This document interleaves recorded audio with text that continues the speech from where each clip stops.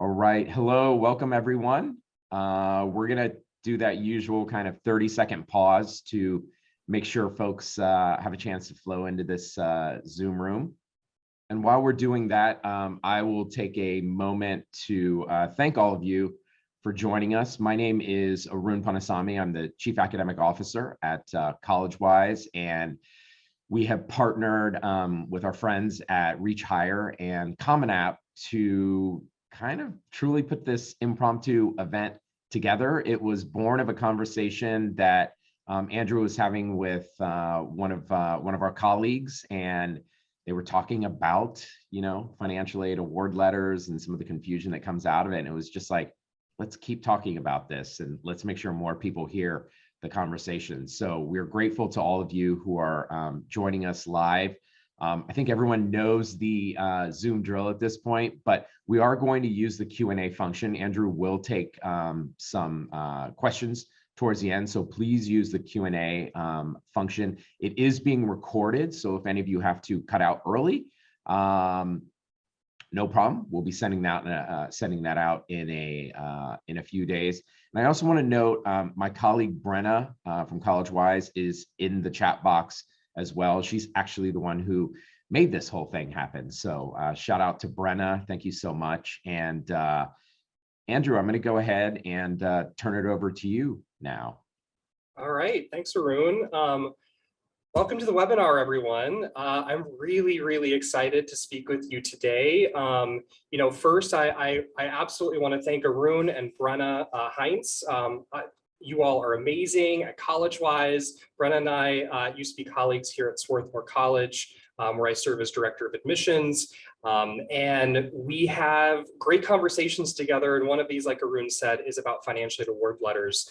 So I definitely want to thank you all. I want to thank Common App and Reach Higher for co-sponsoring this, just to get the word out to counselors. I work with a lot of counselors from all different backgrounds, all different educational backgrounds as well. Some counselors simply don't have the funding to go to things like NACAC or ACACs, participate in professional development. So anytime that I can do kind of a free webinar like this, I want to do. I also want to thank NACAC. They don't know this, but I'm using a few of their slides from their financial aid presentation. So just a shout out to them. I want to thank my Rowan University graduate students who have been sort of the guinea pigs in all of this. And I'll talk a little bit more about that, but they have seen some of these award letters or versions of them, and they've really helped me be a better teacher and be a better administrator at a college, because I'm able to sort of test out, like, how does this formula work?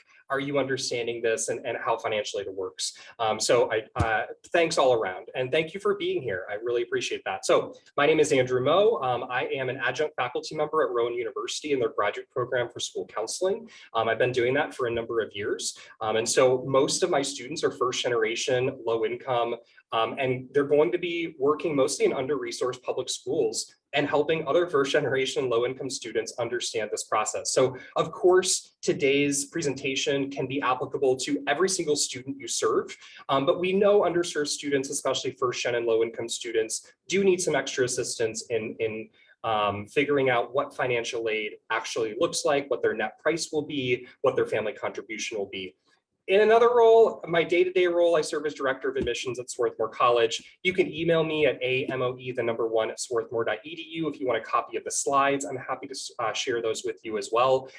This is not about Swarthmore. I'm not showing you a Swarthmore financial aid award letter. This is not talking about selective admissions. This is really about some of the real financial aid award letters that exist out there, and really how to help you figure out what the student and family might be actually paying through this process. So our agenda today, do a little bit of intro of me. We're going to go over what are the actual costs and what does the cost of attendance look like?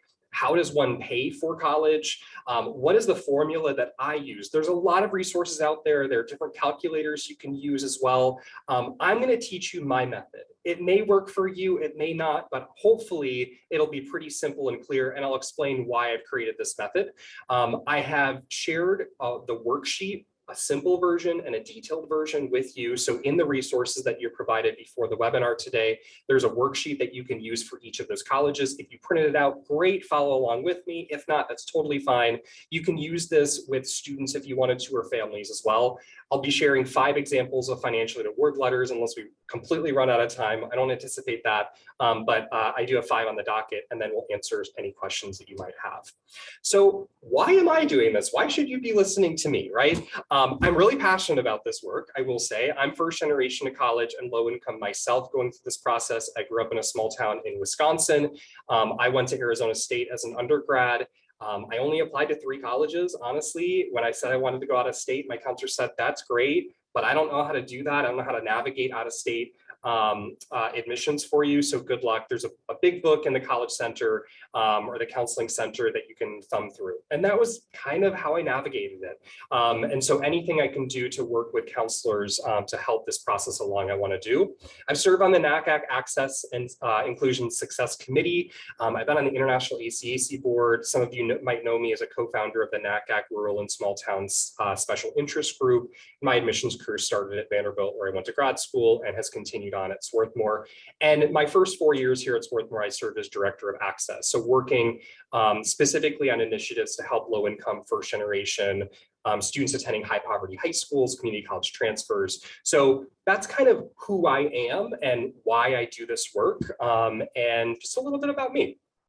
But I am not a financial aid expert. I'm not even a financial aid officer. This is really based on me thinking about financial aid award letters, being sort of a layperson on the outside looking in. So while I have helped design financial aid award letters here at Swarthmore, I'm not an expert on this, but hopefully you'll learn a few things today during the presentation.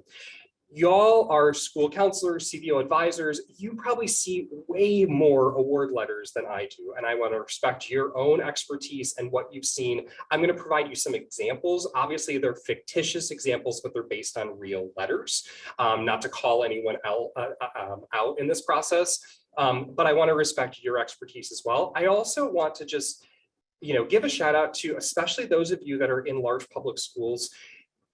I understand you probably won't be able to do this exercise with all your students. I get that, right? That's why I did create a simple version and a more detailed version. So if you can just quickly do it with students and just do the simple version, that's a win, I think. Or maybe you can teach your students how to do it themselves in a seminar or something. So, I understand that you all don't always have the privilege of doing this long exercise for every single award letter that your students are going to get for every single student you serve. You're really busy people, and I get that. I want to acknowledge that the US financial aid process is really complex, really, really complex. And I've been doing this a long time. I've been in grad school a few times. Every time I encounter this, I get a little confused, and I have to sort of remember how to do this. And so how can we ever expect underserved students to figure this out, right? When grad students can't do this, or admission officers can't do this. So I just want to get that out in the open. And then finally, some of the college practices that we collectively have, maybe I'm not talking about my own institution, but we as a field, they're not great. Sometimes they stink, right? An example of that, I think, is adding a Parent Plus loan into financial aid so that we meet full need. We're going to see that today. We can complain until the cows come home about that. I understand that. That's not what today is all about. But I want to acknowledge that some of the things that you're going to see, or some of the things that you see every single day, are not great. And I hope that we can improve in the field. This is my super sophisticated financial aid search. I thought financial aid was just applying to a bunch of scholarships, the Kiwanis Club and the union and all these things. I didn't really understand a financial aid award letter. I only applied to a couple schools. I think I only got one financial aid award letter, and I went with it. I wanted to just sort of showcase that. I mean, I am a pack rat. I save all of these things. I just wanted to showcase this is how some students think, and I think you're probably aware of that, right? And we collectively, as an admissions field, can do better for our students, and knowledge is power, and that's why we're doing this today. So very briefly, I'm going to fly through kind of high level financial aid, and then we're going to get to the examples because I want to spend the bulk of our time on that. Financial aid process, right?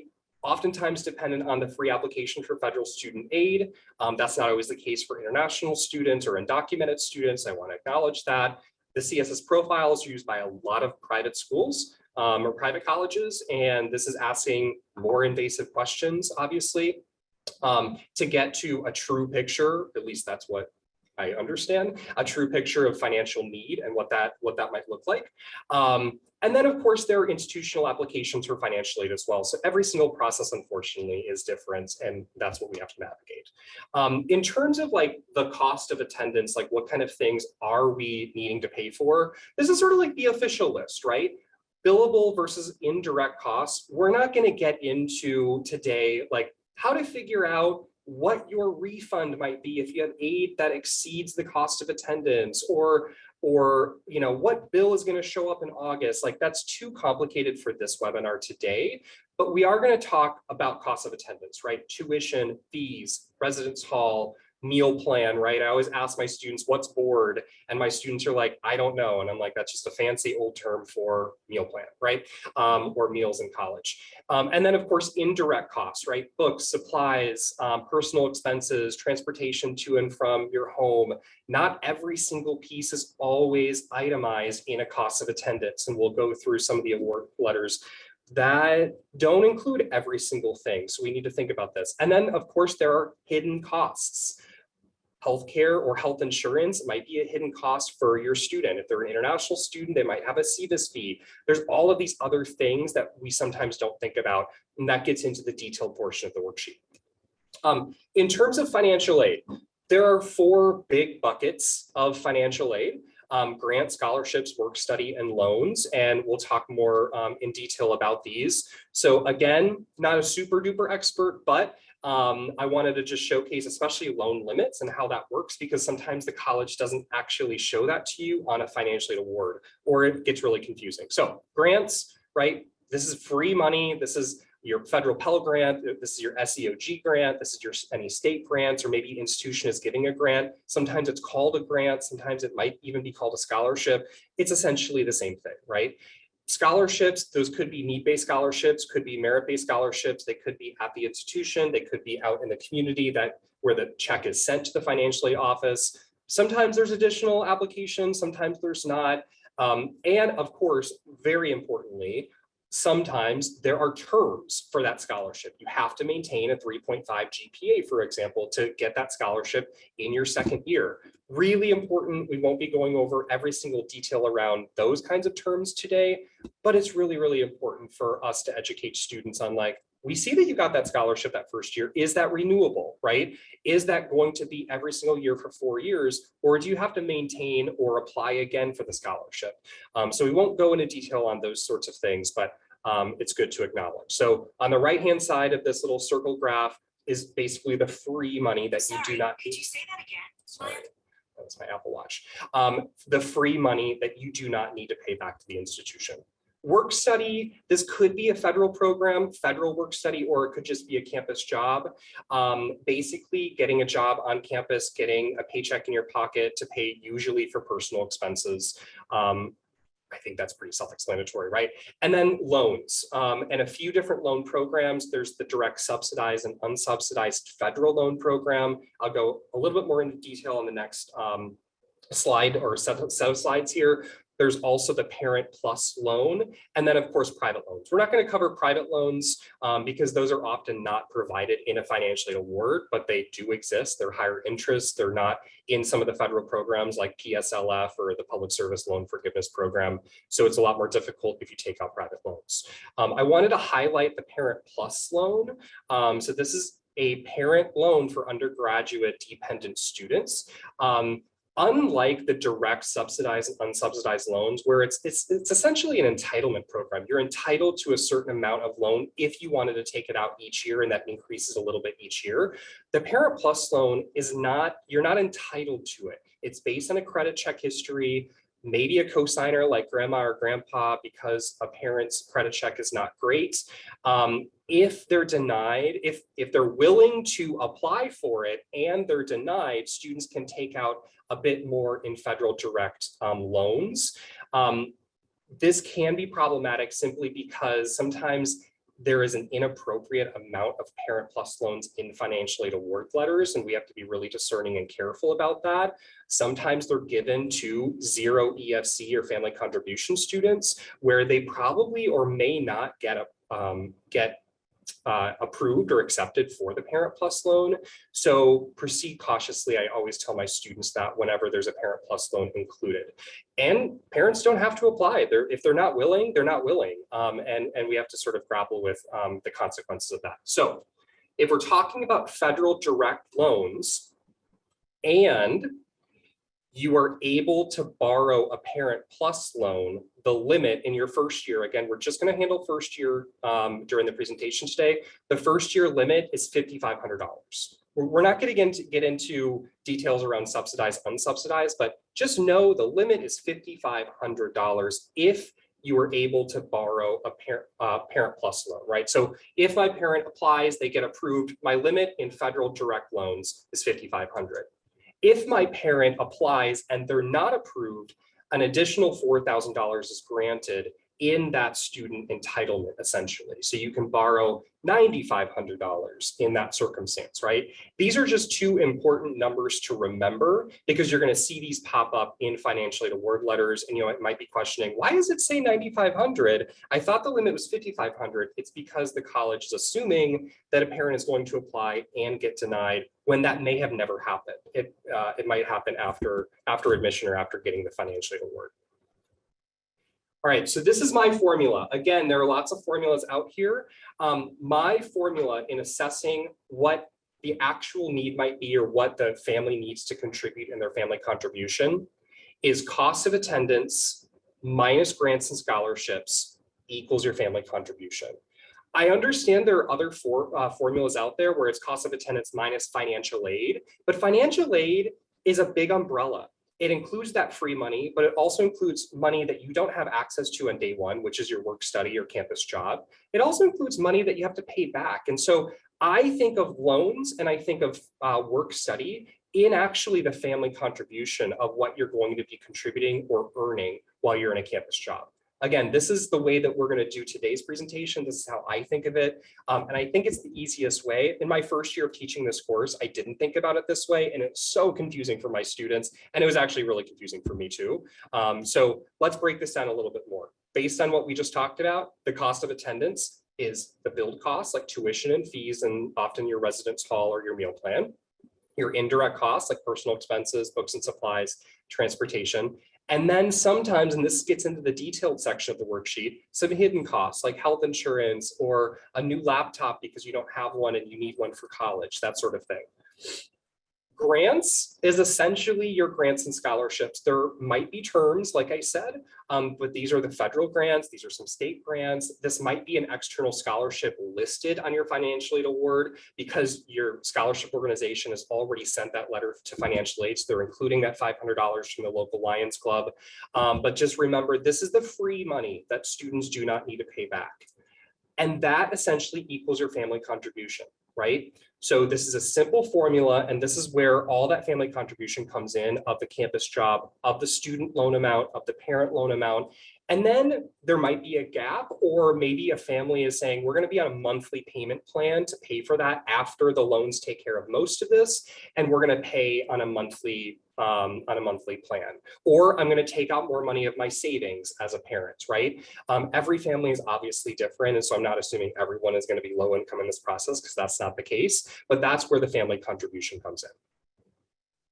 I can't get into every single detail around family contribution, but I just wanted to highlight how do colleges typically figure out what a family contribution might be. It's typically student income, student assets, parent income, and parent assets, right? How much are you going to contribute from your earnings, from your savings? Every college has a different formula on that. We are looking sometimes at family size, the age of the eldest parent, for example, just to estimate how much longer they're going to work or be in the work field, how many students are applying for college. And then there's all these other things. There might be home equity, there might be health related expenses, like so detailed. I can't get into all of these things, but high level, that's essentially how an EFC is calculated. An EFC on a FAFSA is probably different than an EFC at an institution that uses a CSS profile as well. So sometimes I work with students, they're like, my EFC is 0, and they're probably saying their EFC is 0 because it's the FAFSA calculation, and that might not be the case at the institution. All right, so now we're going to talk about the letters. You have 5 letters in front of you. We're first going to go through the worksheet and sort of detailed how the worksheet works and how to do it. But you can follow along if you printed these things out. And we're gonna go through these letters. These letters are based on real college letters. So yes, I made up the names and I changed some of the details, but these are like real college letters. So I think that's the most helpful because this is what is in the marketplace right now. So let's first turn to the first page of the worksheet. And this is the simple version. This is if you have 500 students and you just want to like try to get the family contribution as quickly as possible so that students can compare one letter to another, this is what you would be using, right? So the cost of attendance is all direct and indirect costs. When you open up the financial award letter, you're going to go directly to that section and you're going to look for the cost of attendance. Grants and scholarships that we talked about, money that does not need to be repaid, and then everything else is the calculation, right? So if we move into the detailed worksheets, the cost of attendance, at least that first line, is going to be found on that financial aid award, right? That's going to be on your simplified version, and you're just going to copy that over. But then we're going to think about, are there other things that a student needs to think about? Health insurance, for example, it might be $3,000 a year if they're not on their parents' plan. That's usually not found on the financial aid award letter. You might have to figure that out on your own, or the student does, or needs to read additional paperwork. Sometimes transportation isn't factored in, and you have to think about, okay, I'm going to commute to the school, or I live really far away from the school, right? Housing, so sometimes an award letter won't include housing because they assume the student is going to live at home. And so if a student really wants to live on campus instead, you have to include housing as an additional cost. There might be startup funds. So if you're really low income and you're going from a warm climate to a cold climate, they might need some startup funds for winter clothing or bedding or these sorts of things. And they're just not really thinking about maybe having $500 right up front, because that campus job, even though we're factoring in that they're going to pay for those personal expenses on their campus job, that's not going to be from day one. They're going to have to take a little bit of time to earn a paycheck. There might be a laptop or dental insurance or anything else, right? At the bottom of that is the new cost of attendance. This is when we're realistically adding in things that maybe the college doesn't have on their award letter. This is the actual or new cost of attendance. So this detail portion is going to help you a little bit more. Grants and scholarships, that's the same as on the simple worksheet. Those have not changed. So you're going to copy that over to the detailed worksheet, and you're going to copy over the original EFC as well. Actually, sorry, that is one portion that you actually need to calculate from the new EFC or the new cost of attendance. Sorry about that. I will change that slide before I send those out. So this is going to be cost of attendance, that new cost of attendance minus that same grant and scholarships equals the new EFC. So you can see the little asterisk at the very end. The new EFC is that if we included any new health insurance or laptop or that sort of thing, we're going to probably have a new EFC. All right. Student loans is going to be that limit of either 5,500 or 9,500 in federal. And we'll break that down a little bit more when we get to the aid awards. The parent loan, there's not going to be a max, but it's going to be dependent on whether I'm qualified or even if I'm willing to take that out. The student job, we're not including that in the grants and scholarships because that's not available on day one. And then the remaining gap. So in addition to any loans you might be taking out, there might still be a gap for students that needs to be covered one way or another if they choose that college. This final section right here, and this is on the slide, this is just so that we can see it all on one page. I have a note section as well, and this is what I talk to my students about, is like, are there additional considerations the student needs to think about, right? Do I want to live on campus or do I want to live with my family? Do I want to work in college? If this parent loan is over here in the parent loan section, it means that they have to apply for it, right? So this is sort of a note section for our students to think a little bit more about the additional details of this. All right, so for our first award letter, this is Main Street College or Main Street State College. And you can see this is a pretty typical financial aid award letter, right? So I'll try to break this down because it's a little small on the screen. On the very top is where the aid is actually offered. But for our formula and for our worksheet, we're actually not going to look at that section right away. We're always going to start with cost of attendance because that's the first part of our formula. So what we need to do is we need to take a look at what are all those things that we need to pay for. In this financial aid award letter, it does break it down from billed costs and indirect costs. Not every award letter is going to do that. If I were you or if I were the student, I would be adding each individual thing up: tuition fees, room, board, transportation, personal expenses, books, and mandatory supplies. That does equal $34,845. But sometimes math is wrong. So what we do on this simple worksheet is we copy that over. $34,845, relatively simple, right? Now, you can confirm that by just going back and saying, okay, they said it was $34,845. Is that actually true? In this case, it absolutely is. And it should be, especially for the simplified version before you start adding in some of the hidden costs, right? Now we're going to take a look at the financial aid, and we're going to look specifically for anything that is a grant or a scholarship. And these two items, the Main Street Presidential Scholarship for $15,000 in that first year, plus the federal Pell Grant, is going to equal that next line of grants and scholarships. You can see the other three things have words like job or loan, so we're not going to include those in the second part. It's just the grants and scholarships. So that's going to equal $21,495. The EFC is the difference of these two things. And that, so you don't need to go back and look for loans right now, especially for the simple worksheet. The family contribution in loans, in job, in the gap, and anything like that is going to be $13,350 for Main Street State College.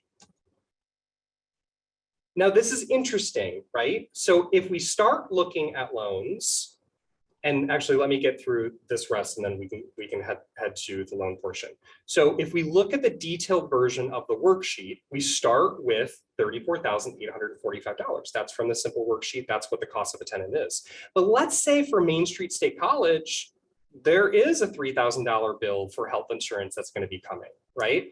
Maybe this student is a zero EFC student and they are a low income student. They really do need that $500 in startup costs for this particular college. Maybe you as a counselor, you're recommending these things because you know that this student might struggle if they arrive on campus with no funding, right?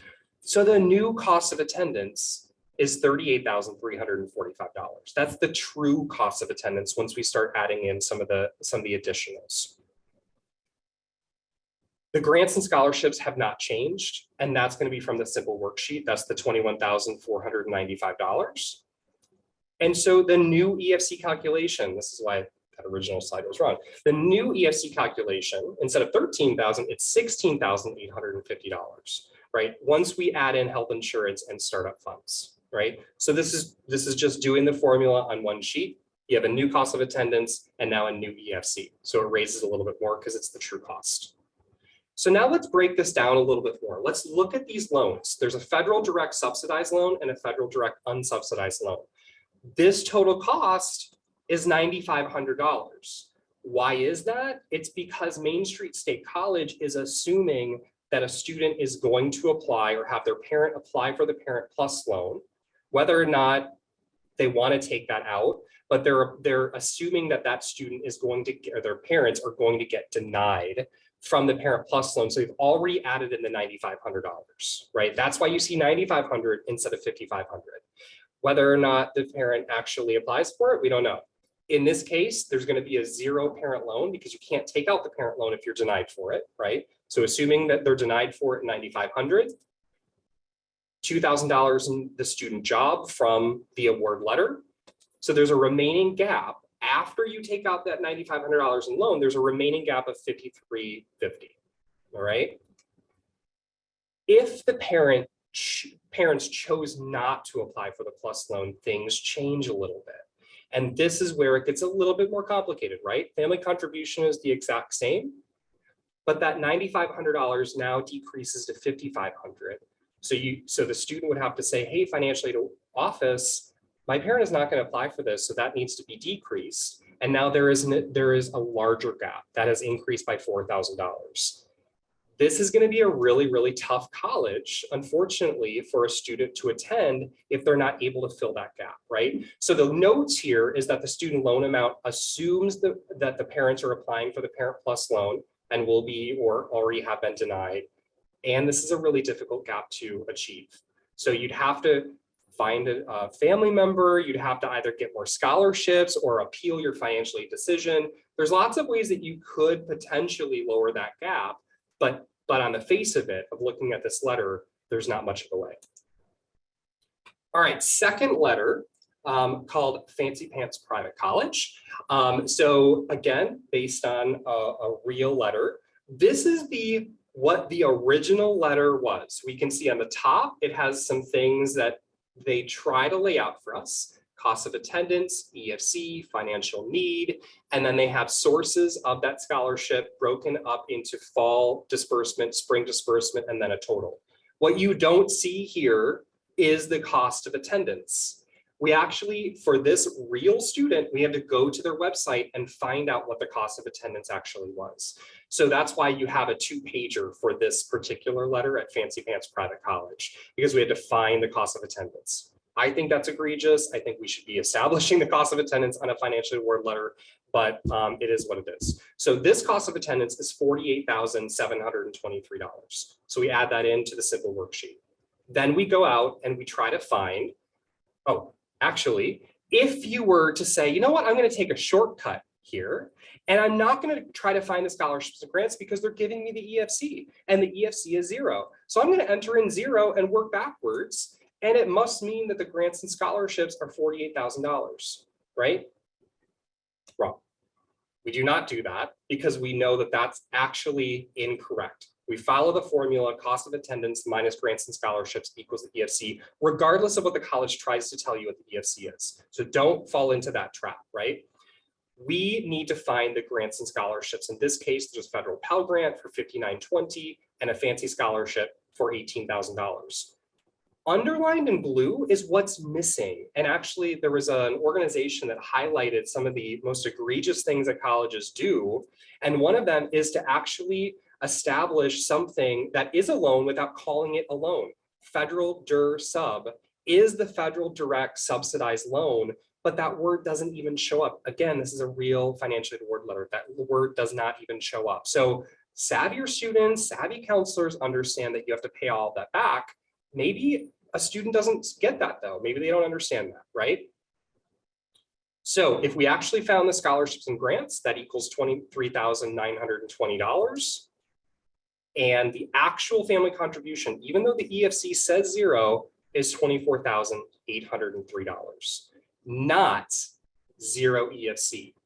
And the consequence of this is that a student literally wrote to their college counselor after getting this award letter saying, I think I just got a full ride, right? If they're signing on the dotted line, if they're committing, if they're withdrawing applications from other colleges because they think they just got a full ride, again, egregious. We cannot let this happen. It is not 0 EFC, at least in the actual family contribution, right? That's why, one of the reasons why I'm so passionate about this. Once we get to the detailed worksheet for Fancy Pants Private College, again, we take cost of attendance. Let's assume if they are a 0 EFC student, that they're going to need those startup funds as well, and they might need a laptop. So that increases, the cost of attendance increases to just north of $50,000.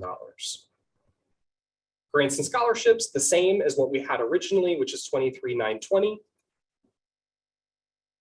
And then we're looking at the loan amounts, right? So EFC is $26,303. We're going to try to find those loans. So we're finding the direct subsidized, unsubsidized, which equals $5,500. That's our loan limit. And this college has included the Parent Plus loan directly into the financial award letter of $19,000. We know as colleagues, as professionals, that a student might not qualify for that, or the parent doesn't want to take that out, but they are including it in the financial aid award letter. So we're going to have $5,500 in student loans. We're going to have just north of 19,000 in parent loans. This college didn't include a part-time job for the student.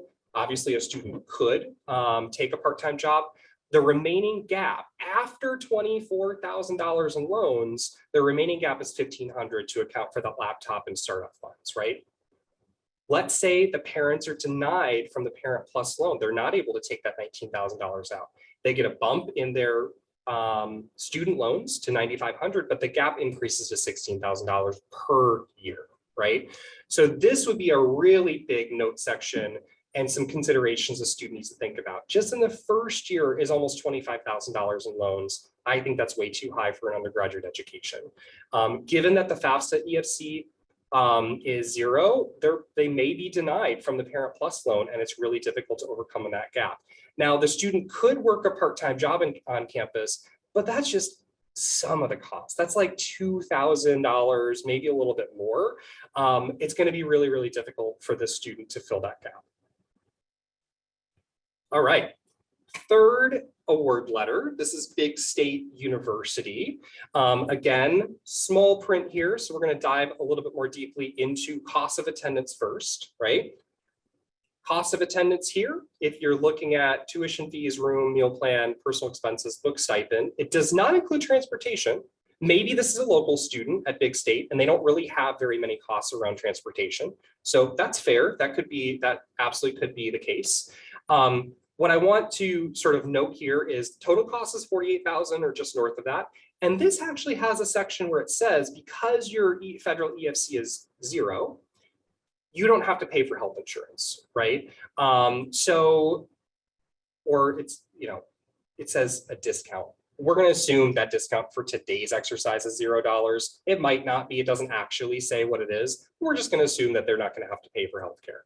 I would not look at this cost after aid of $0. Again, it's one of those little tricks, I think, and I don't think this is like intentionally to be tricky, but it messes things up. So I just would not look at that and just stick to the formula, right? $48,173 for cost of attendance. Then we're going to look at where are the grants and where are the scholarships. There are 4 here, and you can see the loans and campus job are on the bottom. That adds up to $25,073. If you subtract that from 48,000, the EFC here, in this case for Big State, is 23,100, right? We're going to just assume that this student doesn't actually need anything in addition to that. Maybe they are a local student, they are already living on campus, housing is included, they don't need startup funds, they don't need health insurance. So the cost of attendance for Big State is going to be the exact same thing, right? If we then transfer over the grants and scholarships, again, doing the same exercise as before, hopefully you're getting into kind of the habit of like, okay, what do I need to look for? Like, how does this actually work, right? $5,500 in maximum student loans. The parent loan, in this case, $13,100, but if the parent doesn't apply for that, that's going to be the gap. So you can see like the cost after aid is $0 on the financial aid award, but we are also taking out $18,000 in loans every year if we can, if the parents actually take that out, right? The other thing that I would draw attention to is that this college is assuming the student's going to earn $4,500 in an academic year. It's one of the highest student employment expectations that I've seen on a financial aid award. It might be too high. That might be working a lot more than a student or a parent wants their student to work, right? This would include repaying north of $18,000 in loans for the first year alone. Multiply that by 4 years if things essentially stay the same. And again, just like the other ones, you would have to qualify for a Parent Plus loan. All right, so this one is a little different. This is highly selective university, or HHSU, but we're going to do the exact same things. This can be a little confusing, right? So they have also sectioned this into billable and indirect. They're calling it actual charges for a bill and the total educational living expenses. So once you add in the indirect costs, your total cost of attendance is about $69,326. That's if you add each individual thing up, right? So $69,326. So it could be confusing. You could think, oh, it must be $65,000, but you have to add in the indirect costs as well. For the financial aid section of the award, This is what the college is offering: a $54,000 scholarship, and the Pell Grant that they, at least a partial Pell Grant that they qualify for, right? So if you add all of that up, that's going to be about $55,000, and the EFC in this case is north of $13,000, $13,346, right? If we go to the detailed section, again, let's just assume that this student is like the last student. They don't have any of these extras, so the cost of attendance is going to be about the same. We're going to subtract what the scholarships and grants might be from the simple worksheet, and we're going to come up with the exact same EFC as the simple worksheet, right? Because we haven't added anything, which is totally fine. Maybe the family is going to be thrilled with this. Maybe they're like, we can totally pay $13,000 in family contribution. This is great, awesome, done deal. You don't need to do anything about that. Maybe they're not though, right? So you notice on that financial aid award letter, maybe this college is what we call a no loan school. It means that they don't package loans in financial aid. A no loan school doesn't mean you never take out a loan though. So you're always entitled to that maximum student loan of $5,500, right? So this student, even though the loan isn't on the financial aid award letter, if they're a US citizen or an eligible non-citizen, they're entitled to that $5,500. We're going to put $0 in parent loan here just to sort of demonstrate. And the student job is on the award letter of just a little bit above $2,000. There's going to be a gap of $5,800.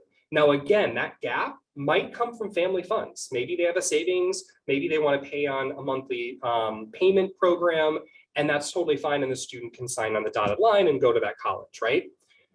If a parent decides to apply for the Parent Plus loan and they're denied, then that gap actually becomes smaller because they have access to more loans from the federal direct program of $9,500. Then that gap is only $1,800. Maybe that's fine for the family too, right?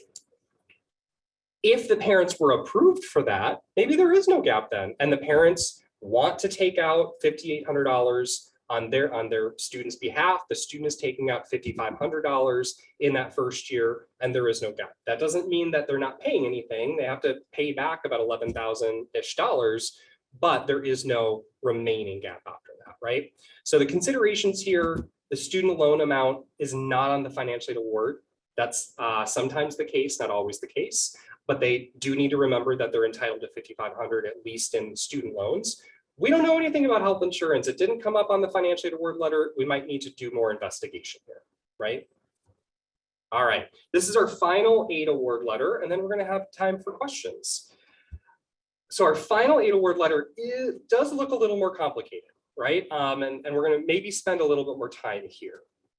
So if we're taking a look at that top section, there's a lot of information here, right? You can see a need calculation that the college is doing. You can see a housing status. You can see enrollment status and a cost of attendance.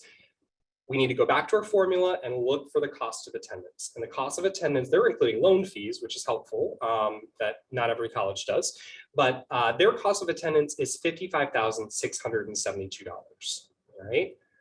But we need to look at things a little more closely. The housing status says with parents, meaning that they're going to live at home.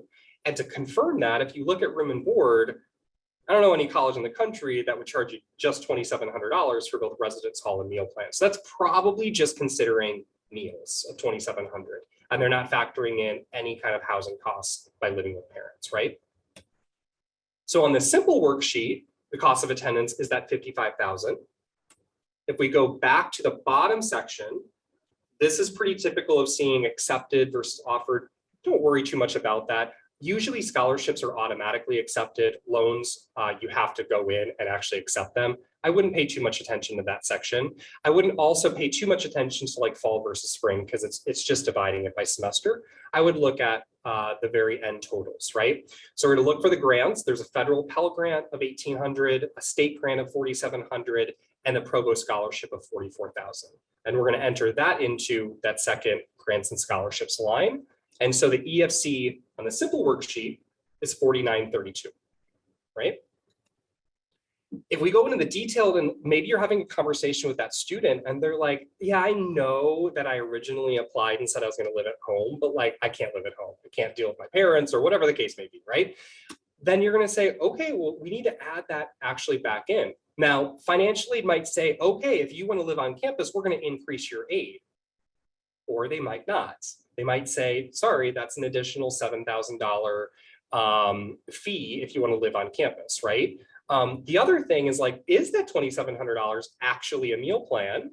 If you live on campus, are you now required to have a meal plan? Maybe that $2,700 was actually just thinking, okay, you're going to eat at home, so this is going to be a lower amount for you that we're estimating. Maybe it's not even a billable cost. Maybe it's one of those indirect costs. If you sign up for housing, maybe now there's a meal plan. We're going to assume it's zero for here, but that might actually change. So the new EFC, if you add in the housing $7,000 fee, is north of $62,000. So grants and scholarships in this case would remain the same. The EFC would change to $11,932. Student loans, we're gonna take those loans directly from the financial aid award, which is less than the $5,500, and that gap is going to be $7,000, right? But we know that we can increase the loan amount to $5,500. So there's a little bit of $600 wiggle room. And if the student wanted to work and reduce that gap, they can also work. They're still going to have a gap of $4,400 if their parents don't apply for the Parent Plus loan, for example, but that is more manageable. So that really comes down to some of these considerations around, if you live at home, you don't have a gap. Like there's nothing else. You do have to take out $4,900 in student loans, but you would have essentially a full scholarship in that case, right? Housing is a personal preference. Maybe the student says, I don't care what I have to do. I want to live on campus, right? Then a gap is going to exist. Another consideration is that you can go up in your borrowing to $5,500. You can also work to help offset some of that housing and what we talked about the meal plan. So those are some of the things that I have conceptualized in terms of considerations. I know that was a lot, and your calculator probably doesn't move quite as quickly as my little finger does on this arrow, but I hope that helps break down, looking at any award letter, how can we get to the family contribution? How can we really understand apples to apples, comparing this financial aid award letter to this financial aid award letter, understanding that I'm not going to have access to those student wages right away. I might not be entitled to get that Parent Plus loan if my parents don't want to apply for it. This is a simplified way of talking about financial aid award letters. I know I flew through this, but I hope that you have questions for me. I hope you have questions that I can actually answer for you as well. And happy to take questions. Hey, Andrew, that was amazing. Thank you so much. There are a number of questions, and there's one interesting one that I want to start with, because I'm also curious about your opinion. You've worked at a couple of universities. You're really thoughtful around low-income students, first gen, who obviously not always the same, but often Sure. connected. What loan amount total for a bachelor's degree do you think is okay, in your opinion? Any thoughts on that? Yeah, so I would give you all the caveats. I'd give you all, because there are so many considerations, right? One consideration would be, are we just talking about student loan amounts? Or are we then factoring in either Parent Plus loan or private loans, right? Because I have seen, and I think we can all look at the media, we can see all of these stories of like, yeah, my parents took out tens of thousands of dollars in Parent Plus loans, and now they are saddled with that kind of debt. I really would steer clear of that, right? It also depends on, I think the worst thing, and I tell my students this every day, is the worst thing I think that you can do is take out loans and not graduate. You're saddled with that debt and not able to have that credential to go and get a great paying job, right? There are others of us that, I was in a PhD program for a long time. I didn't make a lot of money, that sort of thing. And, there are protections for that. There, loan pauses and that sort of thing. But at the end of the day, like, it depends on what your career might be. If you talked to me 12 years ago as a first year admissions counselor making 30 grand a year, terrible, awful, right?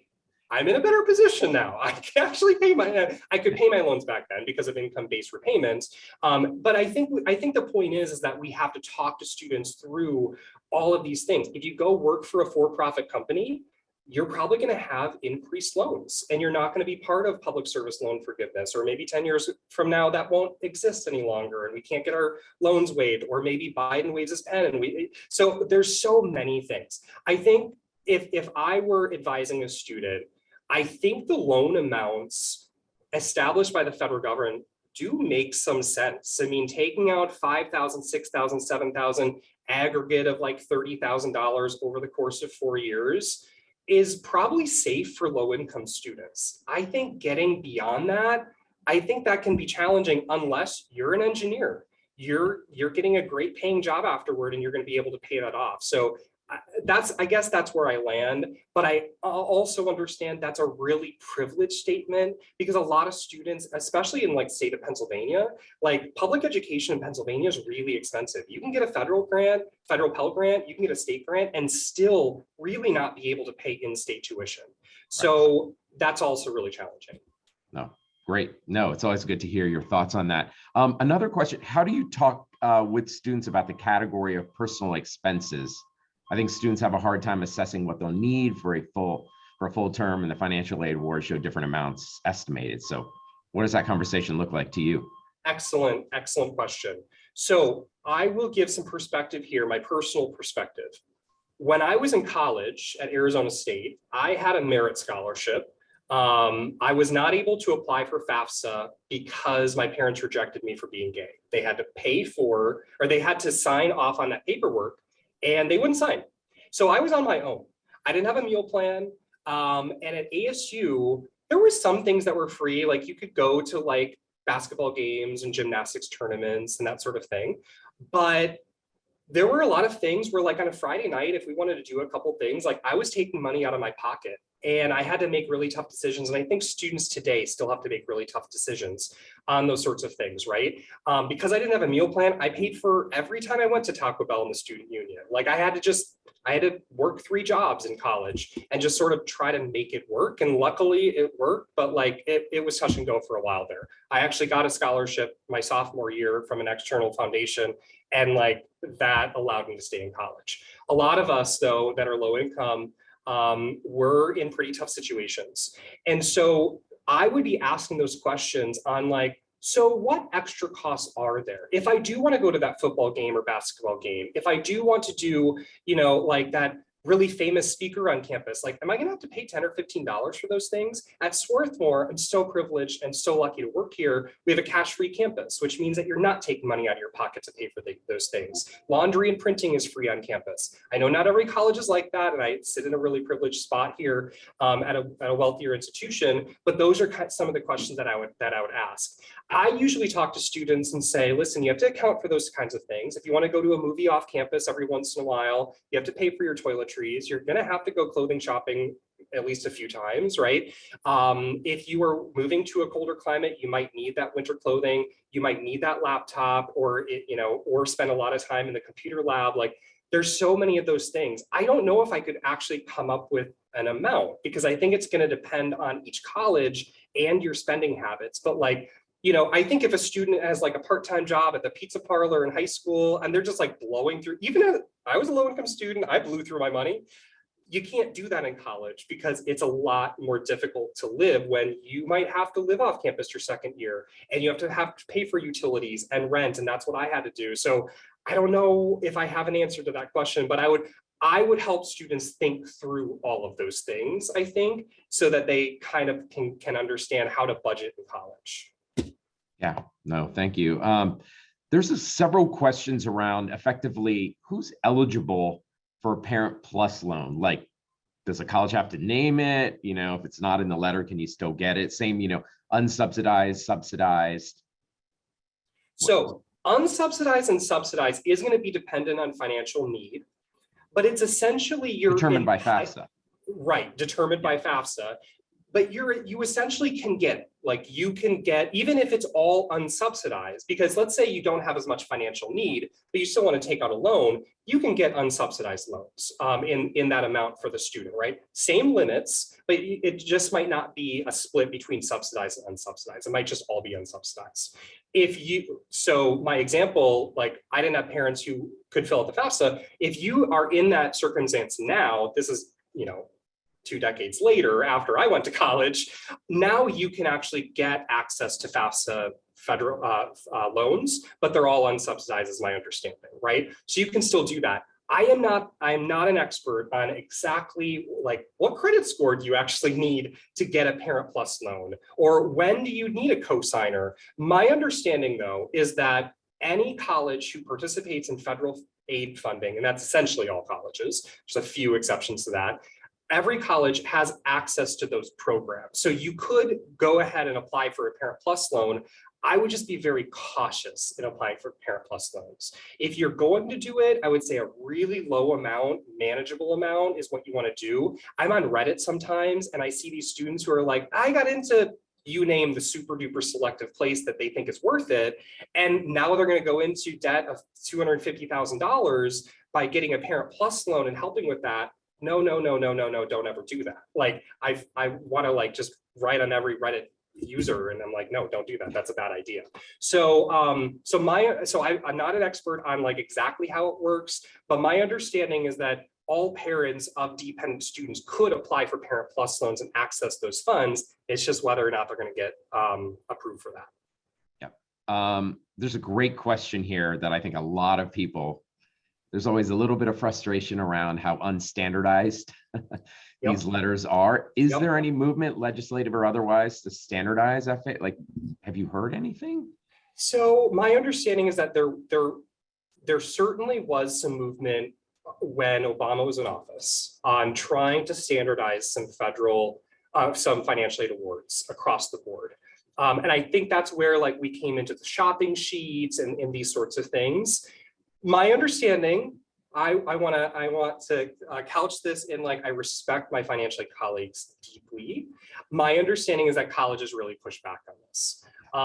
Unfortunately, I have been in rooms, not my institutions, but I have been in college rooms with leaders who say things like, oh, we try to hide our net price calculator on our website so that students can't do the calculations beforehand. Like, I mean, my mind is blown when I hear some of those things. And like I said at the beginning, college practices sometimes stink. And these are not great things, right? What I have done at my institution is I've worked with financial aid and I said, I think we could actually improve our financial aid award letter. Why don't we come up with a way to like tell a low income student what their refund is going to be each semester if they have aid above the cost of attendance so that they know, oh, I'm going to get a check for $450. Or how does healthcare work? Or how does textbooks work? So I have worked internally on some of those things. I don't know if there's a lot of movement federally to do that. I wish there was, honestly. I think it would make everyone's lives so much easier. But I think colleges have a tough time, especially those with like who can offer more aid. I don't know if they really want to be compared with colleges that don't, or maybe it's the other way around, right? So I don't know the answer to that question. Yeah, no, it's great. I mean, maybe the question asker can start that movement. I think. Right. Plenty of us would. I get it. I 100% get it. Let's take one last quick question here about the work study. Is that fund go directly to tuition payment or does it go to the student? Yeah, this is a good question. This is a question I get a ton from students themselves. My conception going into college, just hearing that term work study, I thought I was like working for the tuition. I thought I was in the cafeteria and like I wasn't seeing any of this money. My understanding is that most colleges don't do it that way. I'm not saying none do it that way. Certainly, I think you can come up with your own policies on how that works. But I think most colleges, it's a paycheck in your pocket. And you get $9 an hour for working in the admissions office or working in the library. And we're factoring in that you're going to pay for those personal expenses of, let's say, $2,000 a year or something like that by working for that paycheck. The federal work study is just a subsidized version of that, meaning the federal government, I think, pays 75% of those wages.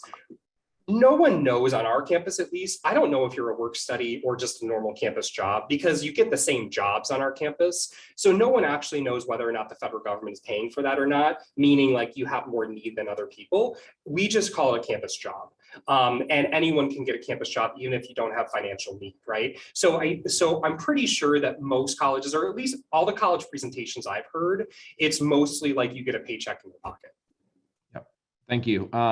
Andrew, this was amazing. There's been a lot of very nice compliments floating good. around. We'll have to figure out how to do this again. I want to thank our friends, colleagues over the Common App and Reach Higher for supporting Collegewise, all the supporting each other and bringing this important information to all of you. And let's all stay in touch and let's keep talking about this. Thank you so much. I know you're so busy right now, Andrew. So it's awesome that you thank you. And thank you to everyone who attended.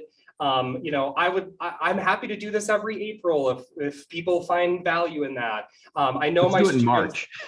in March, that's right. I know my students at Rowan, you know, always say at the very end, like, if I would have known about financial aid like this, or fee waivers, or these sorts of things, I probably would have made different decisions.